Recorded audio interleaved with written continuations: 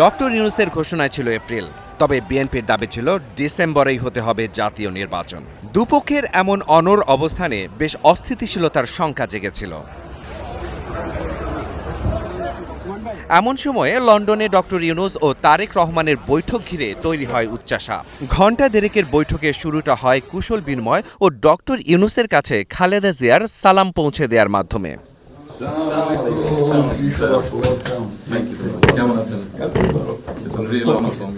দুপক্ষের অনমনীয় অবস্থান যে নমনীয় হয়েছে সেটি প্রথম বোঝা যায় বৈঠক শেষে হাসি মুখে তারেক রহমানের বেরিয়ে আসা দেখে, যার প্রমাণ মেলে যৌথ ব্রিফেও।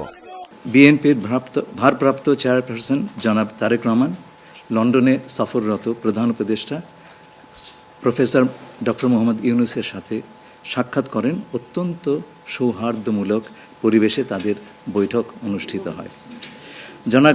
জনাব তারেক রহমান প্রধান উপদেষ্টার কাছে আগামী বছরের রমজানের আগে নির্বাচন আয়োজনের প্রস্তাব করেন। দলের চেয়ারপারসন বেগম খালেদা জিয়াও মনে করেন ওই সময় নির্বাচন অনুষ্ঠিত হলে ভালো হয়। প্রধান উপদেষ্টা বলেন যে তিনি আগামী বছর এপ্রিলের প্রথমার্ধের মধ্যে নির্বাচন অনুষ্ঠানের ঘোষণা দিয়েছেন। সকল প্রস্তুতি সম্পন্ন করা গেলে 2026 সালের রমজান শুরু হওয়ার আগের সপ্তাহেও নির্বাচন আয়োজন করা যেতে পারে। সেক্ষেত্রে সেই সময়ের মধ্যে সংস্কার ও বিচারের বিষয়ে পর্যাপ্ত অগ্রগতি অর্জন করা প্রয়োজন হবে। জনাব তারেক রহমান প্রধান উপদেষ্টার এই অবস্থানকে স্বাগত জানান এবং দলের পক্ষ থেকে তাকে ধন্যবাদ জ্ঞাপন করেন। প্রধান উপদেষ্টাও জনাব তারেক রহমানকে ফলপ্রসূ আলোচনার জন্য ধন্যবাদ জানান। নির্বাচনের রোডম্যাপ নিয়েও কথা বলেন তিনি। আমরা কোনো সমস্যা দেখছি না, কেউ দেখলে পারে এটা ভুল দেখছেন।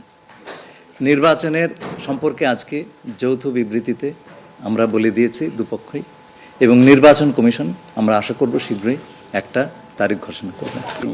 ফেব্রুয়ারির আগে সংস্কার, ছাত্র জনতা অভ্যুত্থানে হত্যার বিচার ও জুলাই সনদ প্রস্তুত করা কতটা সম্ভব, সাংবাদিকদের এমন প্রশ্নের উত্তর দেন বিএনপির এই সিনিয়র নেতা।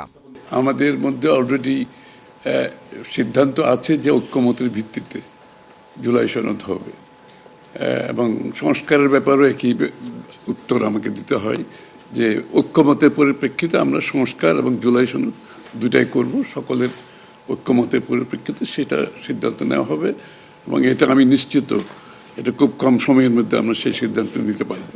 জুলাই স্পিরিট ধারণ করে নির্বাচনের আগে পরে ঐক্যমতের ভিত্তিতে দেশকে এগিয়ে নেওয়া হবে বলেও জানানো হয় সংবাদ সম্মেলনে। নিশ্চয়ই সন্তুষ্ট। শুধু আমরা তো বলছি নির্বাচনের আগে নয়, নির্বাচনের পরও দেশ গড়ার ক্ষেত্রে আমরা সবাই একসাথে কাজ করতে হবে, নতুন বাংলাদেশ করতে হবে। আমির খসরু মাহমুদ জানান, তারেক রহমানের দেশে ফিরতে বাধা নেই, যে কোনো সময় দেশে ফিরবেন তিনি। তারেক রহমান সাহেব যখনই ইচ্ছা উনি দেশে ফিরে যেতে পারবেন। মাহাদি হাসান, স্টার নিউজ। সময় মতো